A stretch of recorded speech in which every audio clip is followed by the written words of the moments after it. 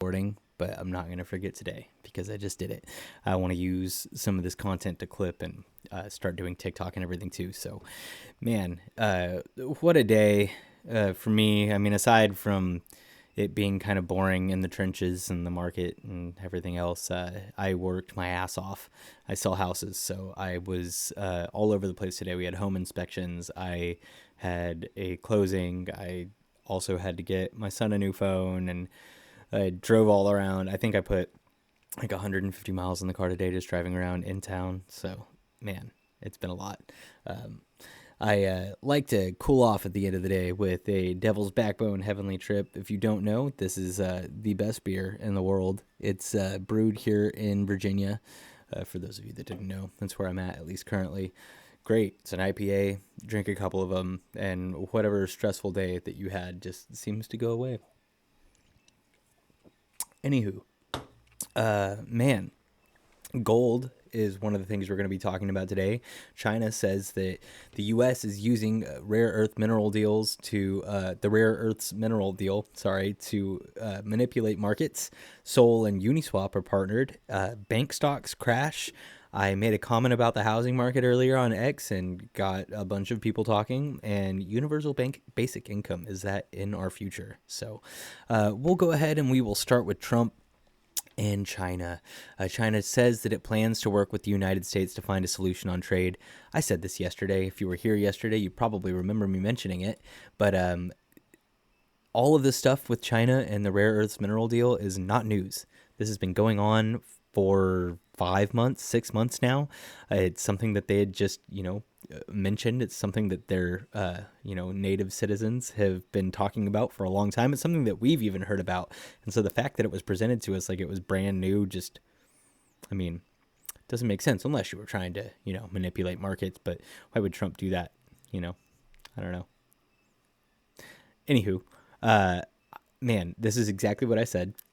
I said that at the end of all of this, we always find some way to come together and make some sort of agreement. It's never that big of a deal. It always seems a lot crazier than it really ends up being. And I was right. This is exactly what happened. So, do I think that Trump was responsible for the giant crash that we saw last week? I don't know, maybe. I mean, on the conspiratorial side, and I know that I've mentioned this before, what if he was behind all of it and he said that they were going to crash markets or said that the rare earth mineral deal was going to go into place to crash markets to, get a lot of people's orders filled on Binance, a lot of bigger institutional players? What if the markets kind of look the way they do and everybody's on the fence right now because a lot of that institutional money is going to fly in? I guess we'll see. But if there was any president in the history of U.S. presidents that I wouldn't put it past, it would be Donald Trump. So many crazy things are coming out of this administration. And, I was super gung-ho, honestly, if I'm being completely honest, about him being president. I didn't vote. I don't vote. Maybe I should vote. Maybe I should be more involved, but I just feel like it's a bunch of bullshit. Honestly, I don't feel like either way was going to be good. I don't feel like either way anybody's best interest were going to be at heart. Trump has definitely been effective at the things that he wanted to get done, and I don't know. I think that I approved of him more for his outlook on how they were going to take care of national debt and all of these things with gutting the government, and all of that ended up kind of just not happening. Maybe Elon should have been president. Maybe that's really what I wanted. But yeah, man. So Trump announces last Friday that the rare earths mineral deal is going into place and they're going to put tariffs on China. All of this was already set in stone. All of this was going to happen. There's nothing anybody could do about it. It wasn't news. And then the markets just reacted the way that they did. Why? Was it to fill everybody's orders? Maybe. We'll see how far Bitcoin retraces. But like I pointed out yesterday, all that liquidity is sitting at all-time highs. There's nothing left. There's nothing left to continue to, liquidate more longs. They're all the liquidation is higher, and so market makers really have no choice but to go up.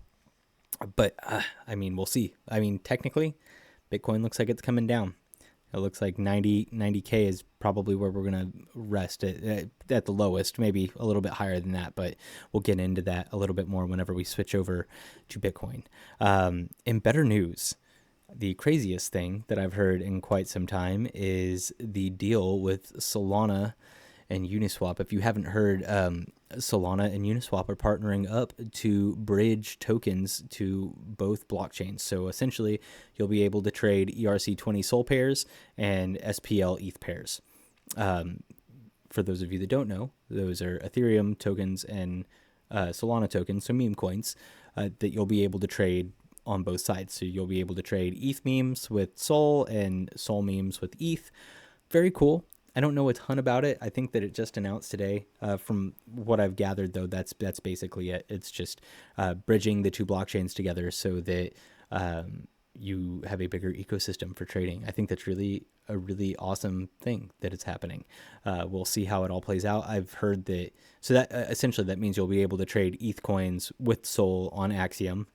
I've heard that Axiom's also going to adopt BNB and do BNB memes, maybe a little bit late for all of that. They should have gotten the ball rolling on that a little bit earlier to catch up to Padre and GMGN.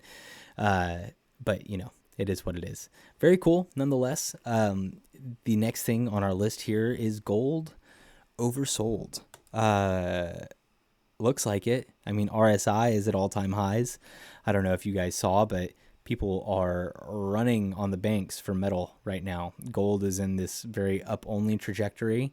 I fucking hate Peter Schiff, but man, look at this. Look at this price action. Still, it's outperforming Bitcoin for the year, but we'll see what happens. Gold has kind of had this pretty steady uptrend for quite some time now, and it's great. I'm not opposed to gold doing well, but I think that we may be getting close to a blow-off top, especially with retail piling in. It's usually how it happens. I'm not saying that we're going to see it immediately, but we might see a couple more weeks of these crazy gold runs before some sort of pretty heavy correction. I know that looking at the chart, it looks like all these corrections are really small, but if you blow them up to, where price was at the time, we could see a decent, 30-40% drawdown of the current price. I definitely wait to buy gold. I know that, everybody is rushing look at this. Look at these lines of people waiting to get gold. I looked it up, and, there's a bunch of de-dollarization going on amongst different nations trying to get away from being dependent on the US dollar and encouraging their citizens to go and buy gold. Might be smart. I don't think that the U.S. has any intention of keeping the dollar steady as much as it does, finding other things to prop the dollar up. I think that Trump's commitment to crypto and Bitcoin is one of those solutions. So we'll see what happens. Like I said, I'm not rushing to buy gold at this moment in time, but it's on my radar, and gold is honestly kind of bullish. We'll also be looking at the XAU token on Solana, but that's coming up here in just a minute. Another thing on our list to speak about today, bank stocks crashed. I'm just going to read what Grok told me about it because I was driving around all day, and so I briefly heard about it on Squawk Pod. But several regional bank stocks are experiencing sharp declines on October 16, 2025, amid concerns over sour loans, credit risk, and potential fraud allegations tied to borrowers. This has dragged down the broader market, with regional bank ETF KRE dropping around 6.5%. The sell-off appears isolated to mid-sized and regional lenders rather than major national banks like JP Morgan or Bank of America, which reported solid earnings but still saw minor dips. No widespread systemic crash is evident, but the moves echo worries from past banking stresses. Here's a summary of the most notably declining bank stocks based on current reports and market data. So lots of big banks: Zions, Western Alliance, Jefferies Financial, Capital One, Citizens Financial, Webster Financial, KeyCorp, UMB Financial, all with pretty significant losses. I mean, downturns of 12 to 13% in the stock market is no joke. Those are big. Those are big hits. So, man, maybe it's a smart thing to go and buy as much gold as you can before all of it disappears. Just kidding. I don't think that's going to happen. I think that people get a little bit overreactive, and whenever you see a bunch of people that aren't watching the markets all the time start to invest in the markets for the first time, it's usually based around some sort of hype driven run. I think that's what we're seeing with gold. Not that it's not a good investment.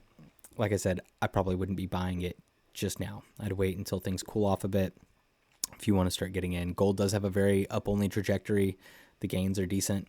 And so do what you will with it. But again, gold is the difference between gold and Bitcoin and crypto is that gold is very based on supply.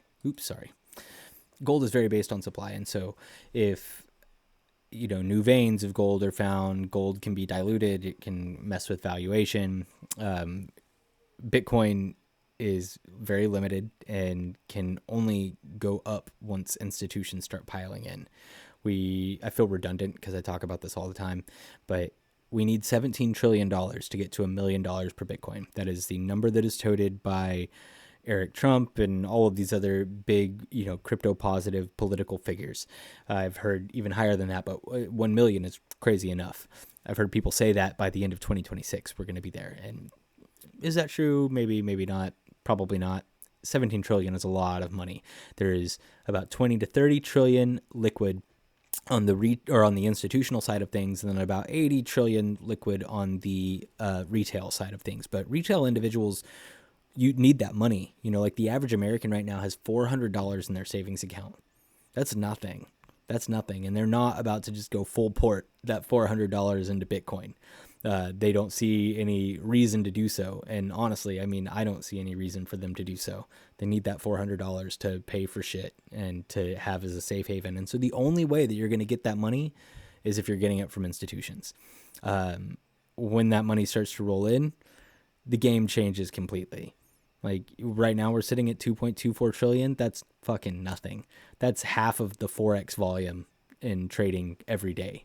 Like these are countries and major asset management funds that are starting to pour in.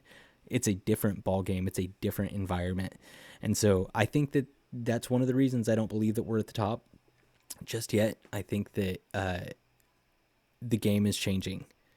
I am getting more to the point where I feel like we're going to see some sort of correction here and come back down to touch the trend line on BTC. But we'll see what happens. I just know that we're not in the same place that we were. Has gold done really well so far? Yes. Do I think that it is better than Bitcoin in the long run? Absolutely fucking not. Absolutely not. The next thing that I wanted to talk about, I talk about markets a lot. I sell houses, I trade, I love all of this. And so I make comments from time to time, and every now and then some of them are going to catch a significant amount of traction. Today we were talking about the housing market, people talking about the housing market being in a bubble. They said, do not buy a house unless you're a billionaire. Rent for now, wait until 2008 or a 2008 type crash to buy your first home. You'll thank me later. That's a bunch of bullshit. Now, there have been some criticisms of the thing that I said. My response was, everybody keeps saying this, but they don't realize that the last housing market crash pre-2008 was 90 years ago, and 2008 was just junk bonds and credit default swap failure for the secondary mortgage market. The reason homes are going parabolic right now is because we printed money like crazy, and that doesn't go away. Essentially, in 2008, we were in a bubble. We had a bunch of people that couldn't pay back their loans. We had very little regulation on mortgages. We were giving mortgages to anybody and everybody that wanted one. And so they couldn't pay it back. And so whenever the secondary mortgage market, if you're unfamiliar, whenever you buy a house, your lender that you use to get the house owns that loan for like a month before they sell it off to somebody else. That's how they make their money. Once they sell it off to somebody else, it goes to the secondary mortgage market, and that's where people keep bundles of loans. They typically from people with better credit, which is how it works now. That is not how it worked in 2008, and that's the reason that we got the housing crash. All of a sudden, there was a run on the banks. All of these lenders ran out of money. A bunch of people needed to be bailed out. It was catastrophe for the whole market. Everybody lost so much valuation. I mean, it was insane. And so, looking at it now, it's like, really and truly, after 2008, we crashed so hard and we've climbed back up so far, but we're 10% higher than we were in 2008, 15% higher. This is adjusted for inflation. We have printed a significant amount of money. The difference right now is that all of these properties are being bought up by private equity. All of these properties are being bought up by investors. They're not being bought up by retail. If you have access to a VA loan, that's probably your best bet. So if you're in the military or, work for the government in some capacity that you're eligible for a VA loan, it is the only way that it is reasonably affordable to buy homes. And people want to wait for the housing market to crash. That's their thing. They're like, 2008 will come around again. It's like, no, the fuck it won't. And when it does, you're not going to be able to jump in, because at that point, you think these investors and these private equity funds are bad now? Just wait until everything is on a discount and they're coming in competitive as fuck. They're going to be buying houses sight unseen with no inspection contingencies. They're going to be buying houses covering all of their own closing costs and all of their buyer's commission, and everything is going to be free for sellers. Everything is going to be free for sellers. And buyers are going to have a hard fucking time. And so if that's you and you're waiting for the market to capitulate before you go and you buy your first home, just remember that. Like, if you've got $2,000, $3,000, you can buy a house. If you've got a VA loan, or you can get into some kind of first time home loan program where you're not having to come out of pocket a shitload of money, 5 G's is about as much as you need to get into a mortgage, and you're set. Stay there for 5 years, tuck away 1% of that valuation per year, save it up for repairs or whatever else is going to be needed for commissions down the line, and you'll be a homeowner for life. You wait until, say, theoretically, another 2008 type crash happens. You're not going to have the money, because you're going to need 30 grand in cash. Even if the house is fucking cheaper, it's not going to matter. You're going to have people that are competitive. You're going to have investors buying property left and right all over the place. Again, you think it's bad now? Just fucking wait until houses go on sale, and it's a whole different fucking ball game. And so, I made my comment and got 344 likes on it. A lot of people that agreed with me, and a lot of people that told me that I could just fuck off. And so, I don't know. I'm right. And if you don't agree with me, that's fine. You don't have to agree with me. The market will give you a reason to agree with me here in the future, whenever you find out that in 10 years from now, an average starter home is going to be $750,000. If you're not doing everything in your power right now to amass as much wealth as possible, you are fucking over your kids. You're fucking over yourself, because you think a $350,000 starter home is a lot of money right now. Just fucking wait. Till you're paying $1 million. And so that's what's going to happen to all these people that are like, I'm just going to rent. Yeah, you're going to rent until the global economic forum gets its way and everybody's renting forever and you own nothing and will be happy because you have no fucking choice. That's what they want. That's the direction that they're taking things. And right now, you still have an opportunity to get yourself out ahead of that. And homeownership is one of those things. Another one of the comments that people made was, U.S. homes suck. U.S. homes are just fucking cardboard boxes. Might be true. Buy new. And buy new for a couple reasons. So say you're buying, I know this isn't about crypto, but say you're buying in a new housing development, right?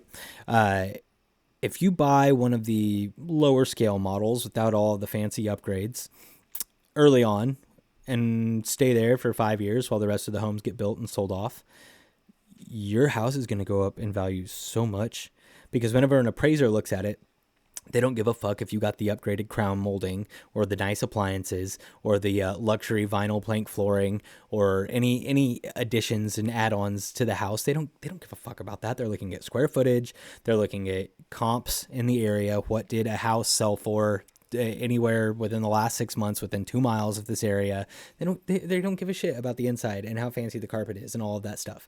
And so buy a new house that is not as upgraded and wait a few years and you make bank, and then move to a new development and take that equity, get a bigger house, nicer house, or take the equity out of that house, keep the first one to rent out, and then go and dump it into a new one and get a bigger house that way. Whatever you want to do, build up a real estate portfolio. There are ways to do it. There are people that are like, oh no, you should never fucking do that.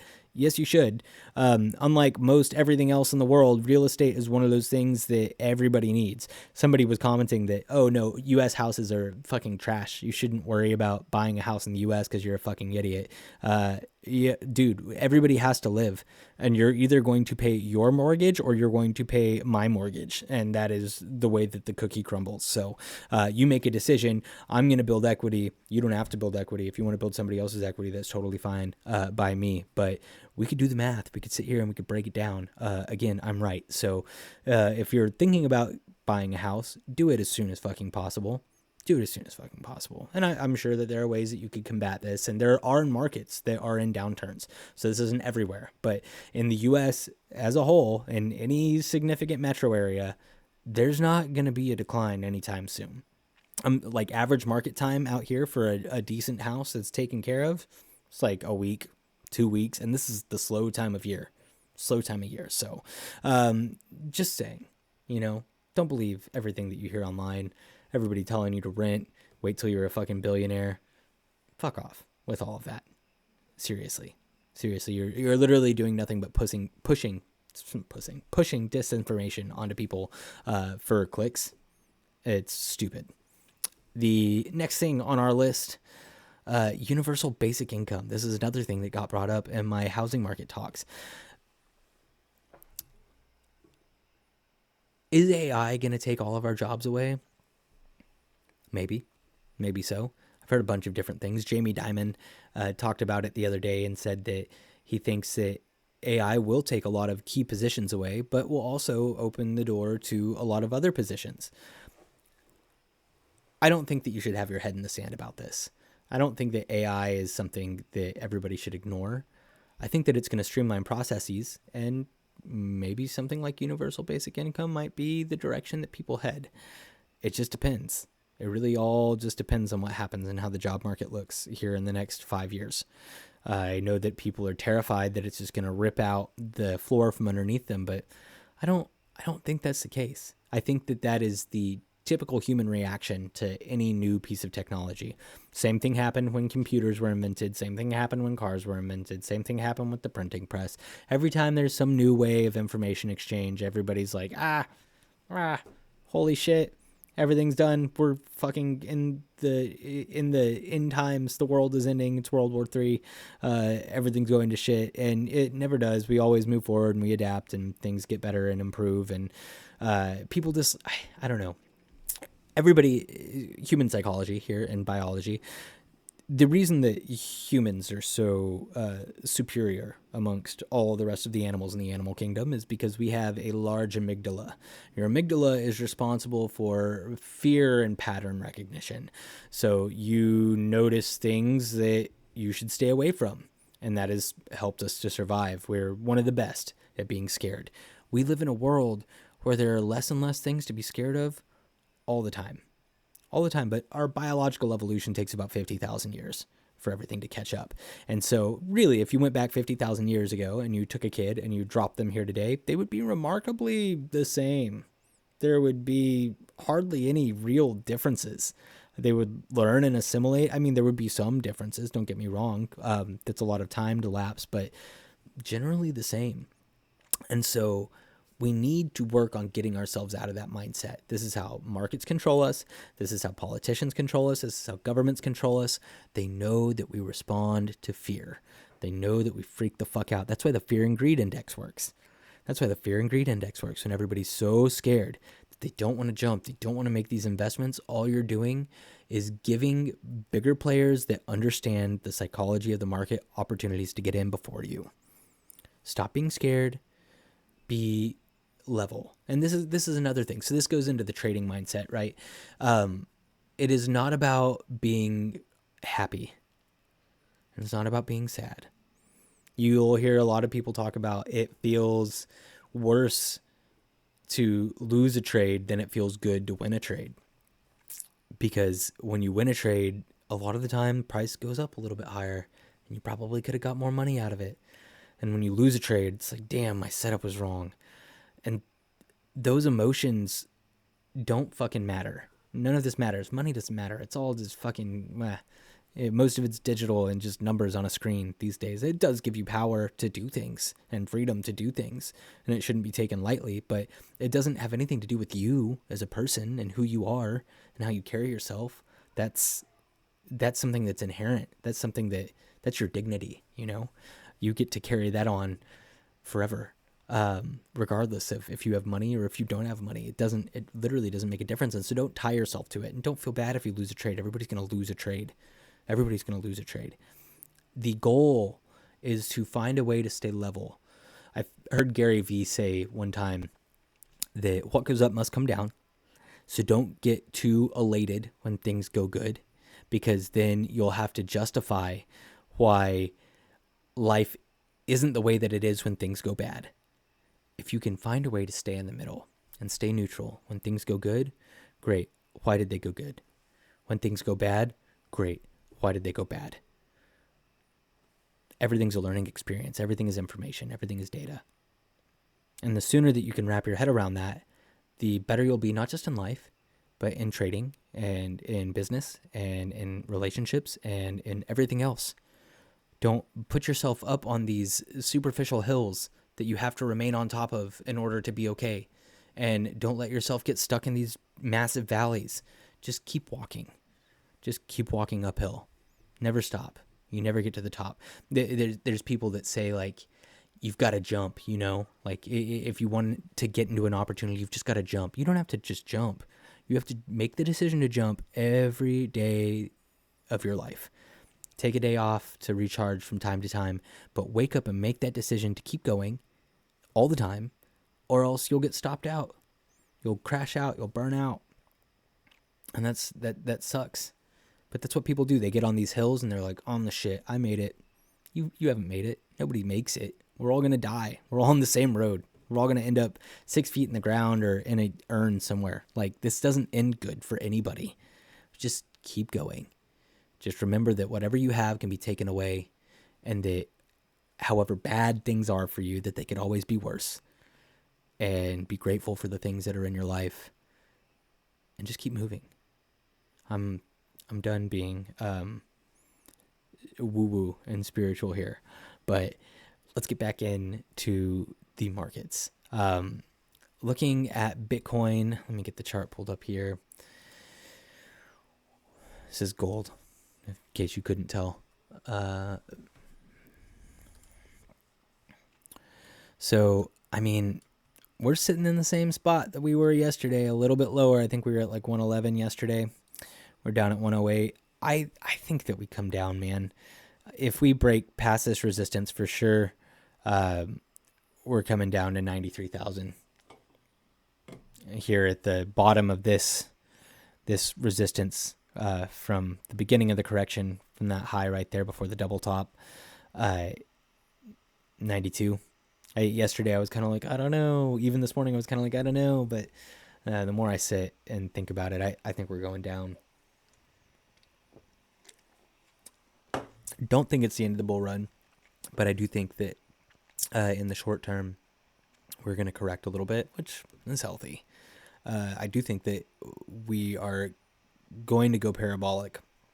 I think that we see 180,000 per Bitcoin a lot sooner than most people would like to think, especially people that are plotting on our downfall. Solana did come down a little bit harder than BTC. I'm going to go ahead and fix this. I don't know how this all got so fucked up.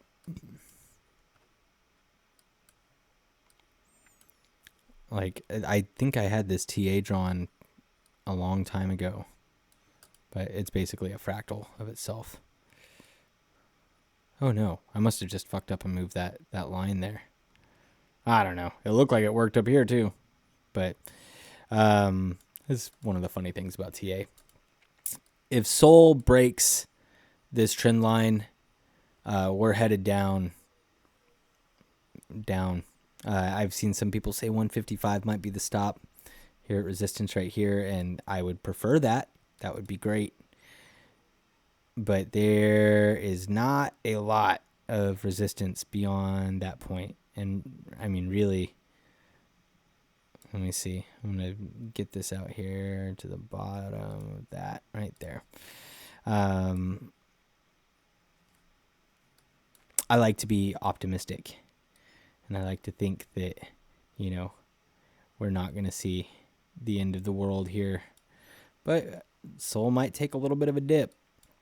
Really just depends. We haven't broke through that trend, but if Bitcoin corrects significantly, we might see a little bit of inflow into Sol, but I don't know, man. It's just we haven't had these really powerful moves upward. We've had some casual moves and a little bit of a correction, but after those wicked candles coming back down, we do have resistance down there in that 160 to 155 range. Hopefully that is the bottom and we can go back up to all-time highs. I think that Sol is working so hard and is so much faster than any of the other competitors in alts. I don't see any reason for Sol to disappear. I know I've seen some pretty crazy predictions about Solana price. I think that we're not going to trace back down to 100. We're not going to get rid of all of this momentum that we've made here since April. But I do think we might break this trend, maybe even just for a little bit before we shoot back up. ETH is doing decent. Bounced back up from the wick down earlier today. We were at like 3,800. We're sitting back at 3,900. We might get back up into the 4,000 territory. It's kind of watching. Again, nothing has really broke resistance, and so it's hard to definitively say what direction that things are going to go until we're outside of these zones on all of the major coins. Nobody can say for certain. Nobody can ever say for certain anyway. But I think that we just kind of have to wait and see how it plays out. If ETH comes down, probably come to 28. Hopefully no lower than that. 2,800 would probably be, the next significant resistance underneath where we are currently at. So we'll see. The trenches were boring today. I didn't do very awesome trading. I broke even. I was in like 6 trades and came out just about where I started, but nothing was really running. There wasn't anything over 1 million that was that significant. I know there were a couple opportunities out there, but pretty quiet, pretty boring. I did want to look at gold on Solana, which is doing phenomenally. Not as good as actual gold, but I would wait and see if we get another retest of this trend line and kind of just see what price does there. If we break below it, maybe looking for entry somewhere down here by 1 million at the bottom of this correction here. We don't need it to go that far down. I think that we need it to stay at least on this trend line if we have hope of it going higher, but we'll see how that plays out. I talked about Rome and I've talked about Staircat, and I didn't talk about Fraudcoin. I was in Fraudcoin and I literally got stopped out at the bottom. Like price touched my exit and then continued up. It was a bunch of bullshit.